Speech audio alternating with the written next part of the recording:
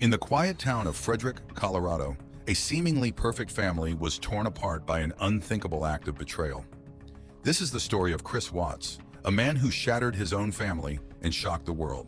Chris and Shanann Watts appeared to have it all: a loving marriage, two beautiful daughters, Bella and Celeste, and a baby boy on the way.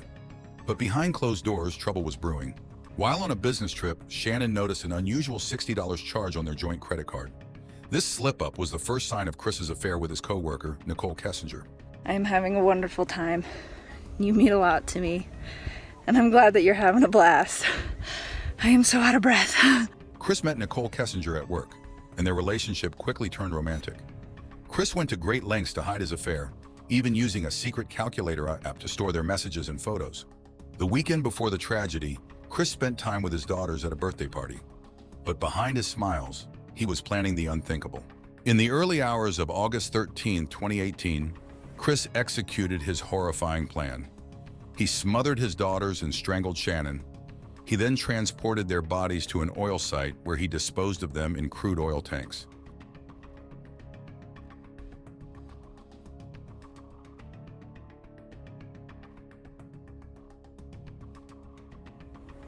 When Shannon's friend Nicole Atkinson couldn't reach her, she called the police. Officers arrived at the Watts home and found disturbing signs leading to a swift investigation. Hi. Here, Nicole? Yes. Okay. So what's going on? So my friend, we were out of town for a business trip this weekend. Right. And I dropped her off at 2 o'clock this morning. She's 15 weeks pregnant. She wasn't feeling well. And she had a doctor's appointment this morning at 9. And I told her to let me know if she needed me to take her. She's got 2 little girls. And she was very distraught over the weekend, wasn't eating normally or drinking, and we kept trying to force it on her because she's pregnant. Her husband and her supposedly are separating, but she didn't know this. She thought they were just having issues. He disclosed that to me today. Okay. As I called him, and I was like, have you talked or heard from Shanann since she left for work this morning? Because I can't get a hold of her. I've called, I've texted. Her car's in the garage. Her shoes she wears every single day are by the front door. She only has one vehicle? No, they only have the one vehicle in his work truck. Okay, that's what I'm asking. There's not a girls and went on a play date, but they're 4 and 2. She went on a play date. Why wouldn't she take in a car? They're both in car seats. The officer gets Chris on the phone and asks him where his wife and kids are. Chris replies he doesn't, but he will be home in about 5 minutes.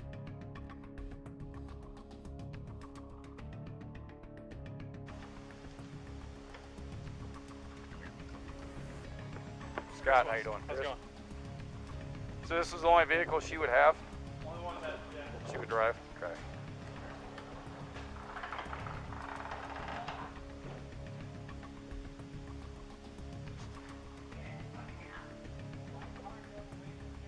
If she can watch these, what would you like to tell your wife and your kids? Shanann, Bella, Celeste, if you're out there, just come back. Like, if somebody has her, just please bring her back. I need to see everybody. I need to see everybody again. This house is not complete without anybody here. Please bring her back.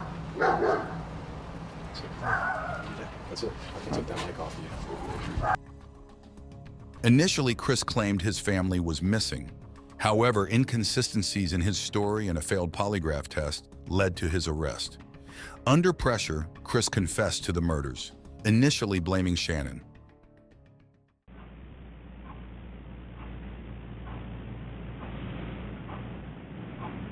I don't want to protect her. What? I don't want to protect her. You don't want to protect her? I don't know what else to say. Whatever. Huh? She hurt him? Yeah. And then I can tell her. Well, no, I can tell her. You're her. Did they leave after that for a long time? So she started her begins. Paper.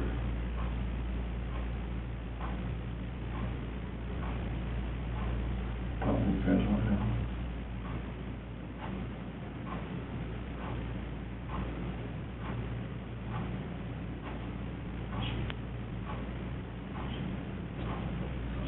the one?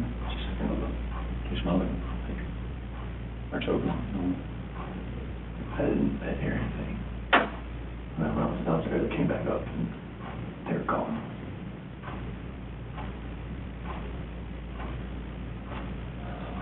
talking about like me talking to her about that. Talking to her about separation and everything, about like when she lost it. I don't know like what else to say, like, 'cause I freaked out. Those are my kids.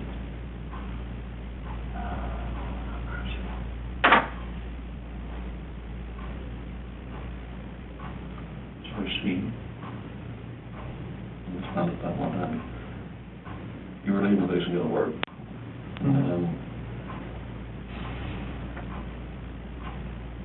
She freaked out over the separation and everything.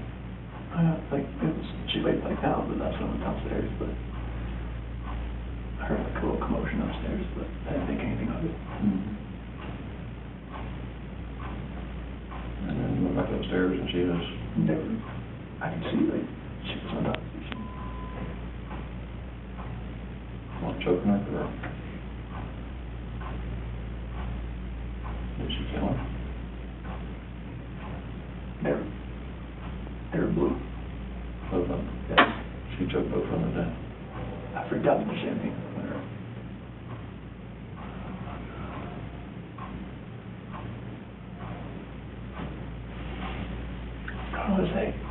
How was it though?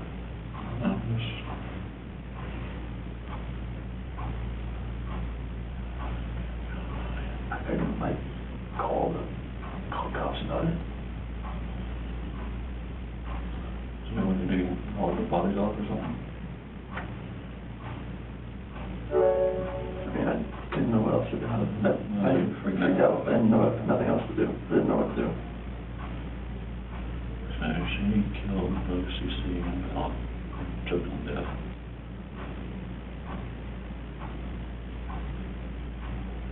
Lost it and choke her or...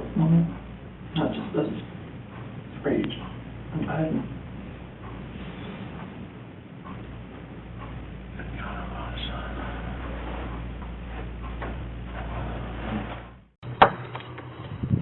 Chris, come stand up for me. I'm going to have you face that wall over there. Yep, just face it. Lift up your hands.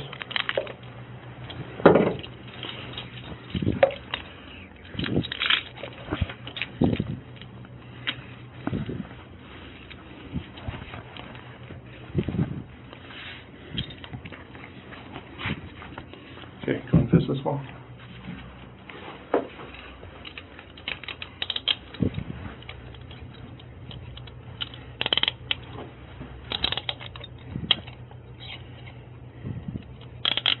Okay, go and face me.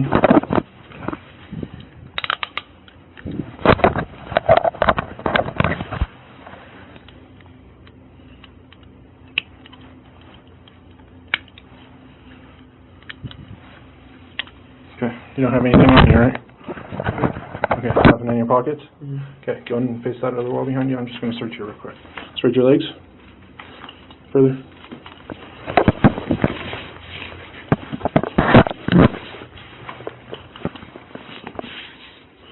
Okay, turn around and face me. No earrings, necklaces, anything like that? Okay. Let's walk out this way.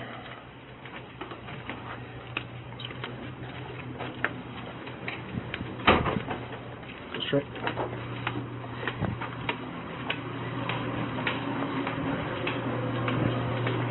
Go out that door to your left.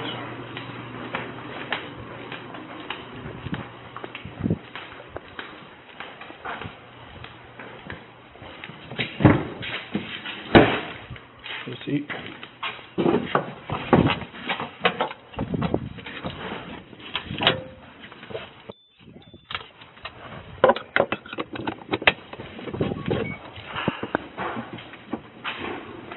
Drama in court as the cold-hearted killer who murdered his pregnant wife and 2 daughters is sentenced. The father of slain Shanann Watts gave an emotional statement venting his anger and grief. You heartless monster, you have no heart or feelings or love. Prison is too good for you. This is hard to say, but may God have mercy on your soul. Shannon's mother reminded Watts of a heartbreaking video his daughter Bella recorded. My daddy is a hero. He We loved you like a son. We trusted you. Your faithful wife trusted you. Your children adored you. The DA revealed gruesome new details about the murders. As Watts strangled his wife, it would have taken up to 4 minutes to end her life. Then he smothered his 2 daughters. 4-year-old Bella fought back as her dad was killing her. Even more shocking, just hours after burying his wife and dumping his daughters' bodies in oil tanks, he was back with his co-workers acting as if nothing had happened. Even his own mother expressed horror at Watts' crimes. A tear rolled down his cheek as she spoke. This is something we will never get over. We will always mourn the loss of our family. I am still struggling to understand how and why this tragedy occurred. He kept his head bowed as his mother turned to look at him. He did not look back at her. We love you, and we forgive you, son. 33-year-old Watts was offered an opportunity to speak, but his attorney apologized on his behalf. Would you like to make a statement? No, sir. Although he understands that words are hollow at this point, he is sincerely sorry for all of this. When it was time to hear his fate, Watts' legs shook uncontrollably beneath the defense table. The court is going to sentence you, sir, to life in the Colorado Department of Corrections with no possibility of parole. District Attorney Michael Work said there will always be unanswered questions about the horrified crime. I don't think he will give an honest assessment of why he did what he did, how he did what he did, and I don't think that there is ever going to be a satisfactory answer for anyone.